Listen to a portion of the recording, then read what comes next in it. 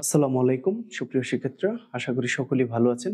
পাপেল educare কর্তৃক আজকে আপনাদের সামনে খুবই গুরুত্বপূর্ণ সৃজনশীল প্রশ্নের সমাধান নিয়ে হাজির হয়েছি। যে সৃজনশীল প্রশ্নগুলো আমরা আজকে আলোচনা করব, সেই সৃজনশীল প্রশ্নগুলো কিন্তু আপনাদের পরীক্ষার জন্য খুবই গুরুত্বপূর্ণ। অর্থাৎ এই প্রশ্নগুলো হচ্ছে আপনাদের সাজেশনমূলক। আপনাদেরকে সাজেশন এবং আমরা সমাধান দুইটাই দেখিয়ে দিচ্ছি।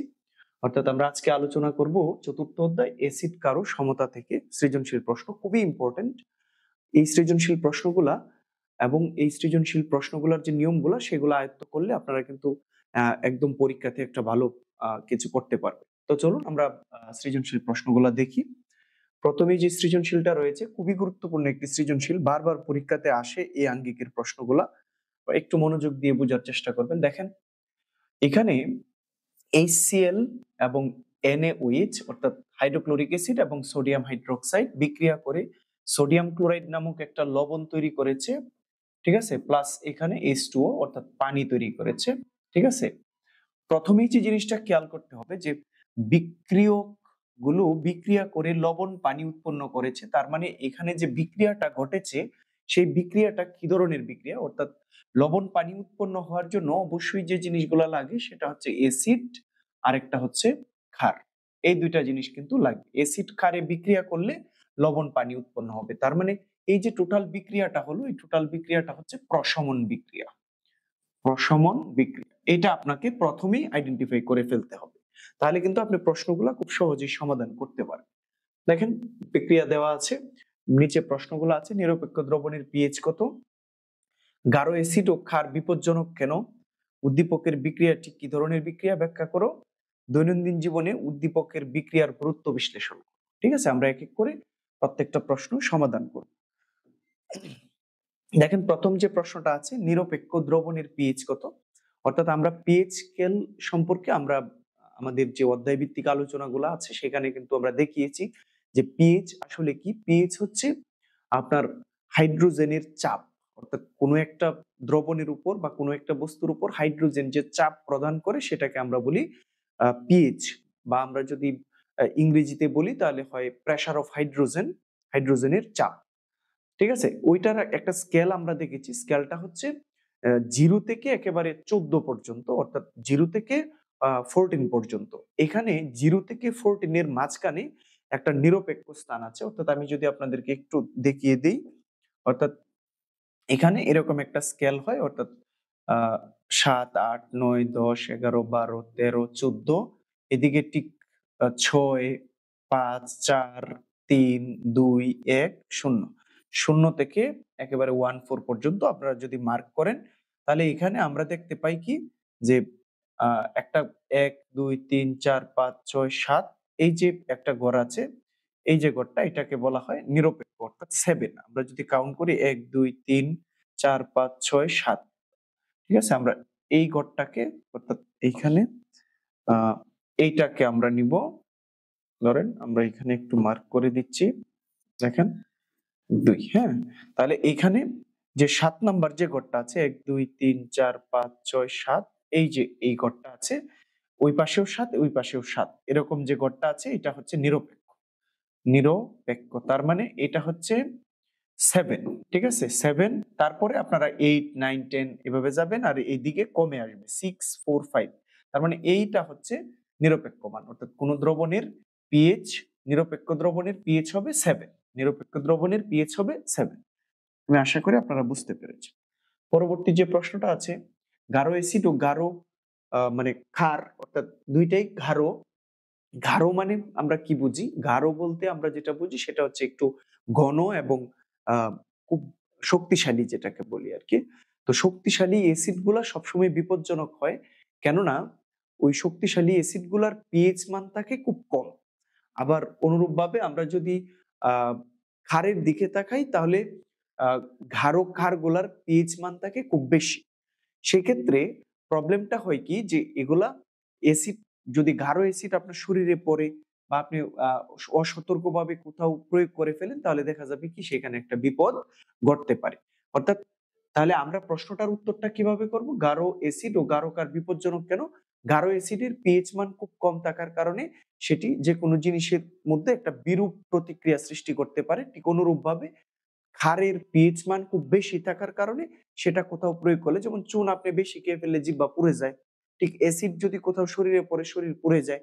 তার মানে এই যে বিষয়গুলো আছে, এগুলা এই কারণগুলাতে আমরা বলতে পারি যে গাঢ় অ্যাসিড এবং গাঢ় ক্ষারগুলা খুব বিপজ্জনক। আবার দুর্বল অ্যাসিড এবং দুর্বল ক্ষারগুলা কিন্তু খুব খুব বেশি বিপজ্জনক না, সেগুলো আমাদের জন্য বরং উপকারী হয়ে থাকে। তাহলে আপনারা এভাবে একটু গুছিয়ে লিখে ফেলবেন। পরবর্তী যে প্রশ্নটা আছে সেটা হচ্ছে উদ্দীপকের বিক্রিয়াটি কি ধরনের বিক্রিয়া। দেখেন, আমি কিন্তু শুরুতেই আপনাদেরকে দেখিয়েছি যে যেহেতু এখানে লবণ পানি উৎপন্ন হয়েছে, এটা লবণ কিভাবে বুঝলাম আমরা, ধাতুর সাথে ক্লোরিন আছে, তার মানে এটা হচ্ছে লবণ আর এটা হচ্ছে পানি। তাহলে লবণ পানি তৈরি করতে গেলে আপনাকে অবশ্যই যে জিনিসগুলোর সমন্বয়ে তৈরি করতে হবে সেগুলা হচ্ছে, একটা হতে হবে অ্যাসিড আর একটা হতে হবে ক্ষার। ঠিক আছে? তার মানে অ্যাসিড কারে বিক্রিয়া করে লবণ পানি তৈরি করলো, আর এই বিক্রিয়াটার নাম হচ্ছে প্রশমন বিক্রিয়া। ঠিক আছে? তার মানে আমরা এক কথায় একটা উত্তর বলতে পারছি, সেটা হচ্ছে যে উদ্দীপকের বিক্রিয়াটি কি ধরনের বিক্রিয়া। তাহলে আমরা এখানে উত্তরে যদি লিখি এরকম যে HCl প্লাস সোডিয়াম হাইড্রোক্সাইড বিক্রিয়া করে উৎপন্ন করলো সোডিয়াম ক্লোরাইড প্লাস হচ্ছে পানি। ঠিক আছে? দেখেন, তার মানে আমরা বলতে পারি এটা হচ্ছে অ্যাসিড, একটা অ্যাসিড, এটা হচ্ছে ক্ষার। ঠিক আছে? আর এখানে এটা হচ্ছে লবণ প্লাস এটা হচ্ছে পানি। তাহলে আমরা জানি অ্যাসিড কার বিক্রিয়ায়, অ্যাসিড ও ক্ষারের বিক্রিয়ায়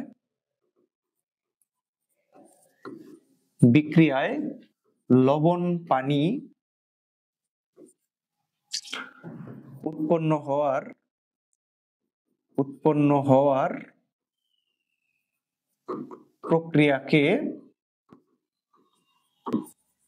প্রশমন বিক্রিয়া বা প্রশমন প্রক্রিয়া বলা হয়। প্রশমন বিক্রিয়া বলা হয়। তাহলে আমরা এটার উত্তর কিন্তু এভাবে লিখতে পারি যে যেহেতু আমরা দেখতে পাচ্ছি যে এখানে একটি অ্যাসিড এবং একটি ক্ষারের বিক্রিয়ার মাধ্যমে লবণ পানি উৎপন্ন করেছে, সুতরাং এটা হচ্ছে একটা প্রশমন বিক্রিয়া। আমরা জাস্ট এই এক্সাম্পলটা লিখে, এই লিখে তারপরে আমরা যে বিষয়টা জানি সেই বিষয়টা লিখে দিব, এবং আরো দুই এক কথা আপনার মনের মতো করে একটু লিখে ফেলবেন, লিখে এটার উত্তরটা আপনারা করে ফেলবেন। ঠিক আছে? তো চলুন আমরা পরবর্তী প্রশ্নটা দেখি। পরবর্তী প্রশ্নটা হচ্ছে দৈনন্দিন জীবনে উদ্দীপকের বিক্রিয়ার গুরুত্ব বিশ্লেষণ করো। দেখেন, আমরা এই প্রশ্নটার গুরুত্ব বিশ্লেষণ করব। তার মানে উদ্দীপকের বিক্রিয়াটা কি বিক্রিয়া ছিল, অর্থাৎ আমরা পেয়েছি এর আগের প্রশ্নটার মধ্যে যে উদ্দীপকের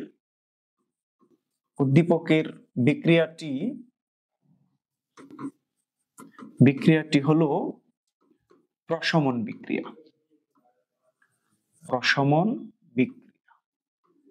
ঠিক আছে? তাহলে এখন আমাদের কি করতে হবে, এই প্রশমন বিক্রিয়ার গুরুত্ব সম্পর্কে আলোচনা করতে হবে।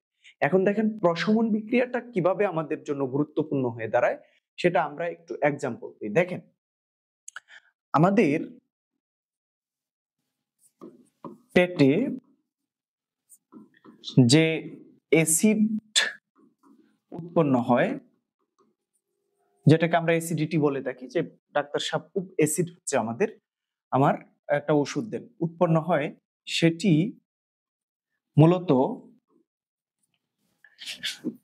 Hydrochloric acid. ঠিক আছে? এখন দেখেন, হাইড্রোক্লোরিক অ্যাসিড উৎপন্ন হয়েছে পেটের মধ্যে, আপনি যখন ডাক্তারের কাছে গেলেন, ডাক্তার আপনাকে একটা ক্ষারীয় উপাদান দিল, ধরেন আপনাকে অ্যান্টাসিড বড়ি দিল, ম্যাগনেসিয়াম হাইড্রোক্সাইড। ঠিক আছে? এইটা অ্যান্টাসিড, এটা হচ্ছে আপনার পেটের অ্যাসিডটা, আর এটা হচ্ছে অ্যান্টাসিড। এখন দেখেন ঘটনাটা কি ঘটলো, আপনার পেটে হয়েছে অ্যাসিড, আর ডাক্তার আপনাকে যে উপাদানটা দিল সেটা হচ্ছে ক্ষার। তার মানে এখানে দেখেন আপনার পেটের অ্যাসিডটা দূর করার জন্য ক্ষার দেওয়া হয়েছে। কেন? যাতে অ্যাসিড এবং ক্ষারে প্রশমন বিক্রিয়া করে তারপরে কি করবে, দেখেন এখানে প্লাস মাইনাস, এটা মাইনাস এটা প্লাস, এখন প্লাস গুলা মাইনাসের সাথে যুক্ত হবে। তাহলে এখানে ম্যাগনেসিয়াম ক্লোরিনের সাথে যদি যুক্ত হয় MgCl, আমরা যদি এখানে একটা 2 দেই সমতা করার জন্য, তাহলে এখানে 2 হয়ে যাবে, আর এখানে প্লাস 2 অণু পানি হয়ে যাবে, অর্থাৎ 2H2O। তাহলে দেখেন এইটা হচ্ছে আমাদের একটা লবণ, আর এটা হচ্ছে কি পানি। তার মানে দেখেন প্রক্রিয়াটা কিন্তু প্রশমন প্রক্রিয়া বা বিক্রিয়া। দেখেন অ্যাসিড আমার পেটে হয়েছে, ডাক্তার আমাকে খাট দিয়েছেন। তো আমি যখন এই দুইটা একসাথে পেটের মধ্যে ঢুকালাম বা দিলাম, তখনই কি হলো, প্রশমন বিক্রিয়ার মাধ্যমে লবণ এবং পানি উৎপন্ন হলো, যেগুলো আমার পেটের জন্য উপকারী বা শরীরের জন্য উপকারী। তাহলে দেখেন আমার পেটের অ্যাসিড দূর করার জন্য কি করলো, ডাক্তার আমাকে মানে প্রশমন বিক্রিয়া ঘটানোর জন্য একটা উপাদান দিল। তার মানে আমাদের পেটের অ্যাসিডিটি দূর করার জন্য কি প্রশমন বিক্রিয়ার প্রয়োজন আছে। তার মানে আমাদের দৈনন্দিন জীবনের একটা ঘটনা। আচ্ছা, আরো একটা ঘটনা যদি আমরা দেখাই, দেখেন যে যদি আপনার কোনো একটা পোকামাকড় বা কোনো একটা পিঁপড়া আপনাকে কামড়ে দিল, ঠিক আছে? তখন কি হয় যে এই যে পোকাটা কামড় দিল, ওই পোকাটার কামড়ের মধ্যে একটা অ্যাসিড আছে। বিশেষ করে আমরা নরমালি যে পোকামাকড়গুলা কামড়াতে দেখি, এগুলার মধ্যে ফরমিক অ্যাসিড নামে একটা অ্যাসিড থাকে, অর্থাৎ H3PO4, ঠিক আছে? H3PO4 বা ফসফরিক অ্যাসিড। তো এই যে অ্যাসিডটা যখন আমাদেরকে কামড়ে দেয় আরকি, তখন আমরা কি করি? এইটাকে প্রশমন করার জন্য ডাক্তারের কাছে যাই। ডাক্তার একটা মলম দেন বা কোনো একটা ঔষধ দেন। যে ওষুধটাই দেন না কেন, যদি একটা মলম দেন তাহলে এটা অবশ্যই কি হবে? ক্ষারীয় একটা উপাদান হবে। ধরেন আমি এরকম একটা ক্ষারীয় উপাদান দিলাম এখানে, যে Al3, Al আ OH3, আমি এরকম একটা ক্ষার দিলাম। ঠিক আছে? তখন কি হবে দেখেন, এটা যদি অ্যাসিড হয় আর এটা যদি ক্ষার হয়, তাহলে দেখেন আবার কি করবে? প্রশমন বিক্রিয়া ঘটবে। তার মানে প্লাস মাইনাস গুলো একত্রিত হবে। অর্থাৎ এখানে মাইনাস, এটা প্লাস, এটা মাইনাস, এটা প্লাস। তার মানে AlPO4, দেখেন যেহেতু 3PO4 মানে ফসফরাসের হচ্ছে আপনার ৩, ৫ আর হচ্ছে আ ৮, তাহলে ৩। আমরা এখানে একটা ৩ দিব।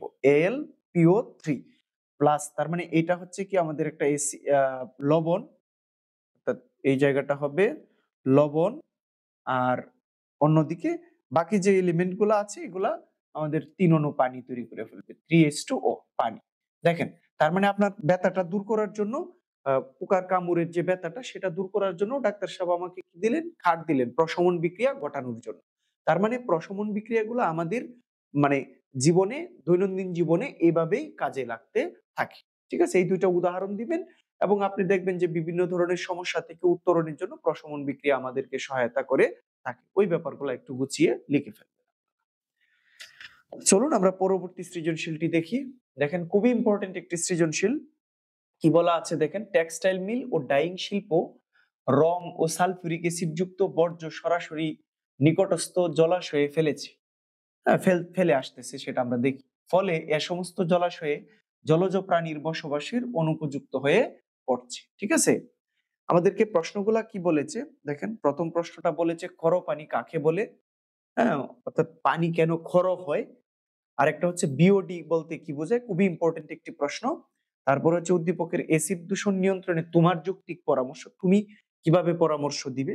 আরেকটা হচ্ছে টেক্সটাইল মিলে এবং ডাইং শিল্পের আশেপাশে এসিড বৃষ্টি হওয়ার যে সম্ভাবনাটা সেটা বিক্রিয়া সহ দেখাতে হবে। তো চলুন আমরা এক এক করে প্রশ্নগুলো সমাধান করি। প্রথম প্রশ্ন যেটা, ক্ষর পানি কাকে বলে? দেখেন, ক্ষর পানি বলতে আমরা কোন পানিগুলাকে বুঝি? যে পানির মধ্যে, যে পানির মধ্যে বা মধ্য, আহ, এরকম বিষয়গুলা থাকবে আর কি, অর্থাৎ ক্যালসিয়াম, আয়রন, তারপরে ধরেন ম্যাগনেসিয়াম, এদের এদের কার্বনেট কার্বনেট বা বাইসালফেট বাইসালফেট বাইসালফেট লবণ বিদ্যমান থাকলে ঠিক আছে, পানি ক্ষর হয় বা ক্ষর পানি হয়, পানি ক্ষর হয়। আর এই যে বিষয়টা ঘটলো এটাই হচ্ছে ক্ষর পানি, অর্থাৎ যে পানিতে এই জিনিসগুলা যুক্ত থাকবে, অর্থাৎ ক্যালসিয়াম, আয়রন এবং ম্যাগনেসিয়ামের কার্বনেট বা বাইসালফেট লবণ যুক্ত থাকে, সেই পানিটাকে আমরা বলি কি? ক্ষর পানি। ঠিক আছে? পরবর্তী প্রশ্নটা দেখি। দেখেন, বিওডি বলতে কি বোঝায়? এটা একটা হচ্ছে যে আপনি যদি সরাসরি এটার পূর্ণরূপটা লিখতে পারেন, অর্থাৎ biological oxygen demand, biological biological oxygen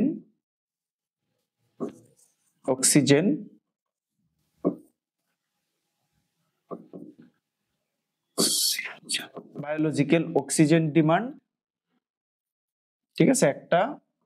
আরেকটা হচ্ছে যে আপনি যদি মানে এটার বিষয়ে লিখতে যান তাহলে আপনাকে আরেকটু লিখতে হবে, সেটা হচ্ছে যে একটা পানিতে, অর্থাৎ পানিতে বিভিন্ন ধরনের দূষক দূষক উপাদান থাকে, অর্থাৎ কিছু পোকামাকড় বা কিছু অণুজীব থাকে, যে অণুজীব গুলাকে ধ্বংস করার জন্য পানিতে অক্সিজেনের একটা ন্যূনতম রেট থাকতে হয়।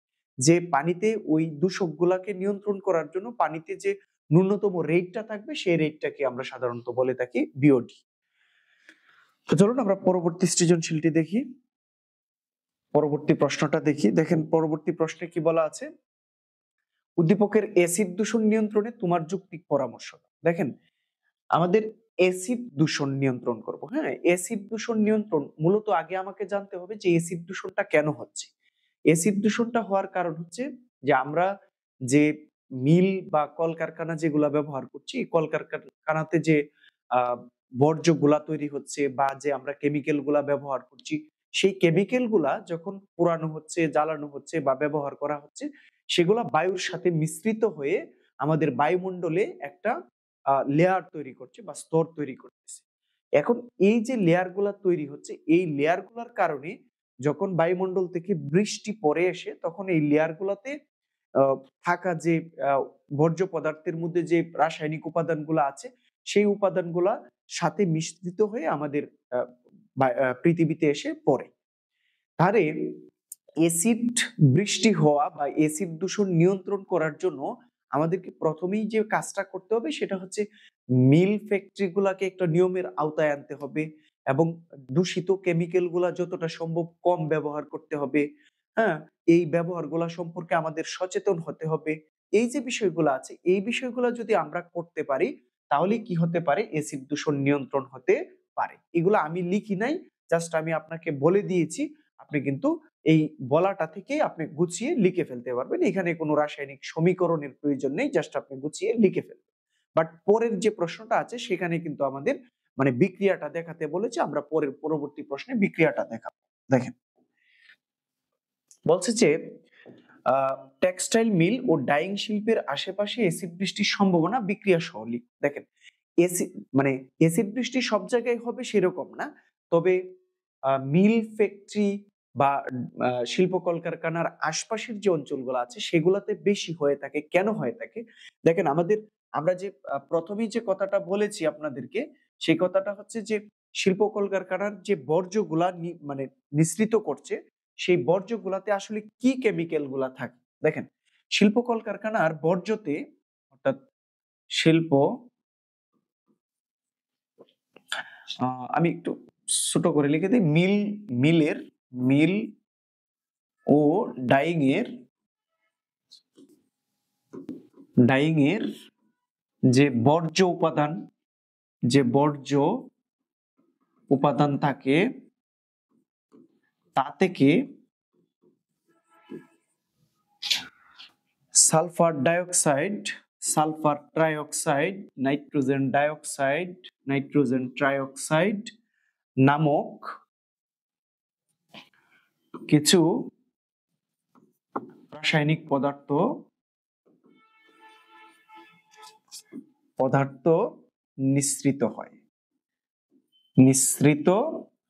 ঠিক আছে, তাহলে দেখেন এই যে উপাদানগুলা মূলত ডাইং বা মিলের আশপাশের অঞ্চলগুলোতে নিঃসৃত হয় বর্জ্যগুলাতে। তাহলে এই উপাদানগুলা বায়ুমণ্ডলে যায়, বায়ুমণ্ডলে গিয়ে কি করে একটা লেয়ার তৈরি করে, একটা স্তর তৈরি করে ফেলে। যখন এই লেয়ারটা ধরেন, আমরা যদি এখানে একটু আপনাদেরকে এঁকে দেখাই, ধরেন যে এটা হচ্ছে আমাদের বায়ুমণ্ডলের একটা স্তর, আর এখানে বায়ুমণ্ডলের স্তর, ধরেন এটা বায়ুমণ্ডলের স্তর। এখন বায়ুমণ্ডলের কোনো এক স্থানে ধরেন আমরা এরকম দেখতে পাচ্ছি যে এই যে উপাদানগুলো আছে, যেমন সালফার ট্রাইঅক্সাইড আছে। এখন বায়ুমণ্ডলের এই স্তর থেকে যদি বৃষ্টি আসে, ধরেন H2O পানি আসে, আমাদের পৃথিবীতে এসে পানি পড়ে, তাহলে পানি যখন ফোটায় ফোটায় পড়বে তখন এগুলার সাথে যুক্ত হয়ে যাবে। তাহলে দেখেন পানি H2O প্লাস আপনি যে বায়ুমণ্ডলে যে উপাদানটা আছে সেটা হচ্ছে SO SO3 সাপোজ, বা আমরা SO2 লিখতে পারি, ধরেন SO2 লিখলাম। এখানে আমরা SO2 দিয়ে বুঝাই সহজে, SO2 লিখি।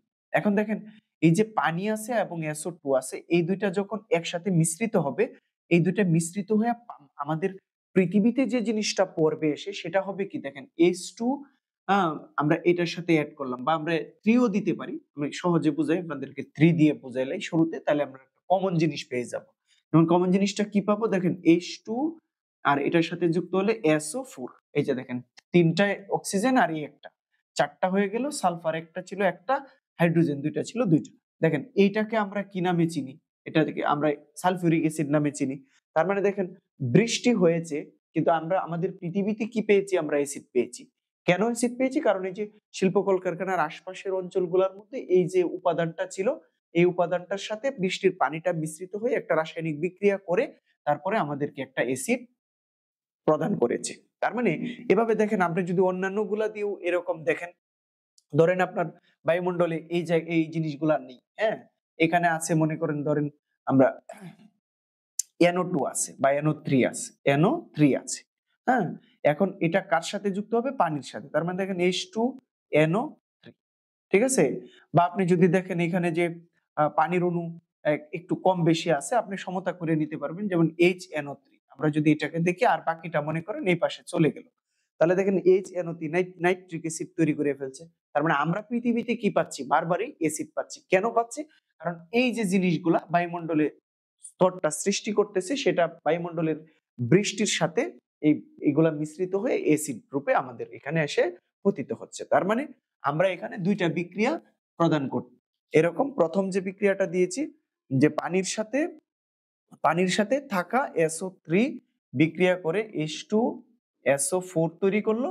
আবার আরেক জায়গায় যদি আমরা এরকম দেখি যে আমাদের ধরেন পানির অণু নিলাম আমরা, পানির সাথে H2O, এর সাথে আমরা দেখলাম যে আ 2 বা NO3 যেকোনো একটা দিবেন, এরকমই হবে। হয়তো আপনাকে একটু সমতাটা করে নিতে হবে। তাহলে দেখেন HNO3 লিখলাম আমরা।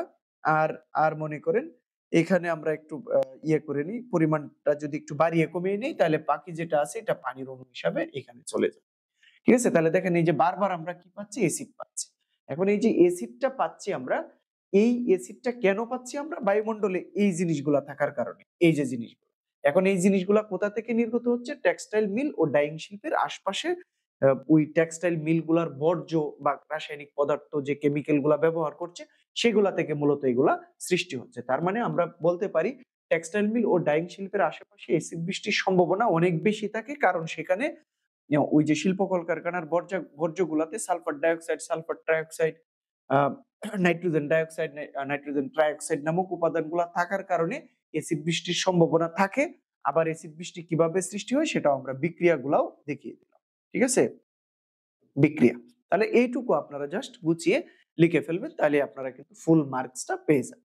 আমি আশা করি আপনারা আজকে যে ২ টা সৃজনশীল আমরা দেখিয়েছি, আমি আশা করি আপনারা খুব ভালোভাবে বুঝতে পেরেছেন। তো আমরা পরবর্তী পার্টে আরো কিছু সৃজনশীল নিয়ে হাজির হয়ে যাব। ততক্ষণ পর্যন্ত পাপেল এডুকেয়ার এর সাথে থাকবেন। Thanks a lot for watching.